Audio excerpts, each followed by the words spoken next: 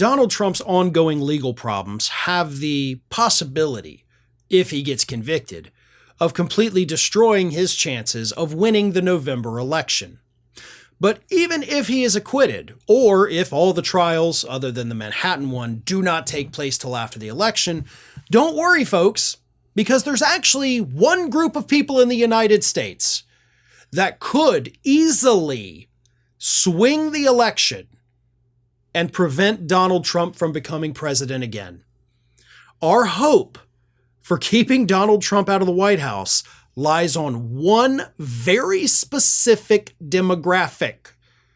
And that demographic, according to the latest polling, is suburban women voters in swing states.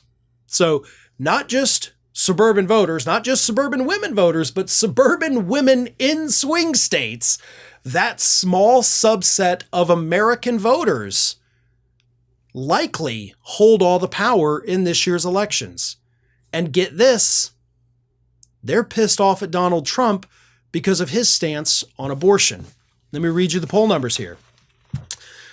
This is from Wall Street Journal too, by the way. This is a right-wing paper, commissioned this poll, and this is what they got. 57% of suburban women in 7 battleground states said the ex-president's policies are too restrictive, while only 20% said President Joe Biden's policies are not restrictive enough.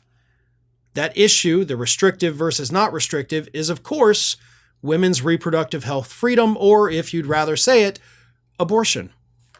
39% of the pool said abortion is the most important issue in deciding whom to vote for in November. So it is the hardline Republican stance that women should not have reproductive freedom. They should not be able to get an abortion, even if their life is at stake, because we've already seen that. Because of that, these suburban women voters are telling us right now, we're not going to support that guy because I'm going to vote, and my vote is going to be on that issue because that issue may affect me. That issue may affect another family member. It may affect my friends. This is an issue that is close to home for these voters. It's not an abstract idea. It's not some far off thing. Oh, it'll never happen to me. You don't know because you cannot predict it. Now, here's why I'm describing it in those words. And some people may get mad at what I'm about to say. But I'm going to tell you this because this comes from 4 years of political science study where I have my degree.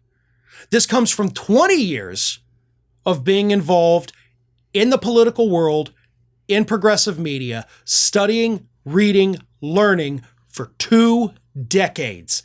And it's this.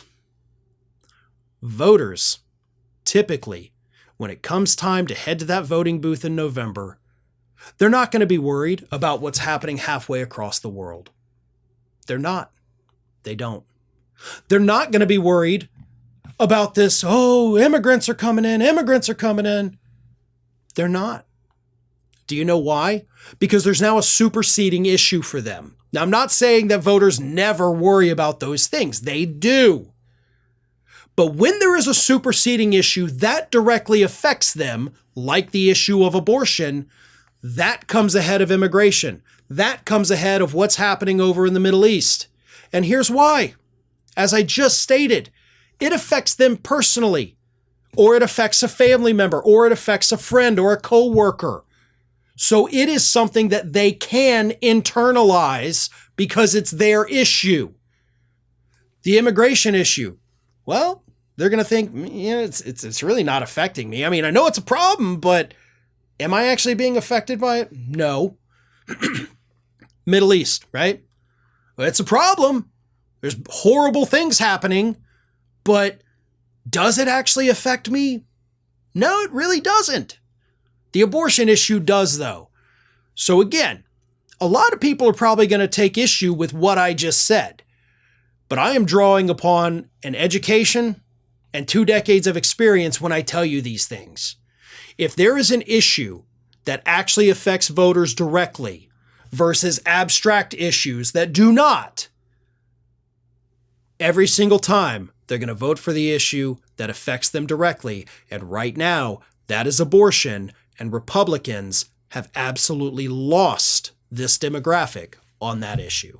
Well, folks, we have crossed that 1 million subscriber milestone, but rest assured, we are just getting started here at Ring of Fire. So if you're not already, please do subscribe to the channel and make sure to like, share, and comment on the videos.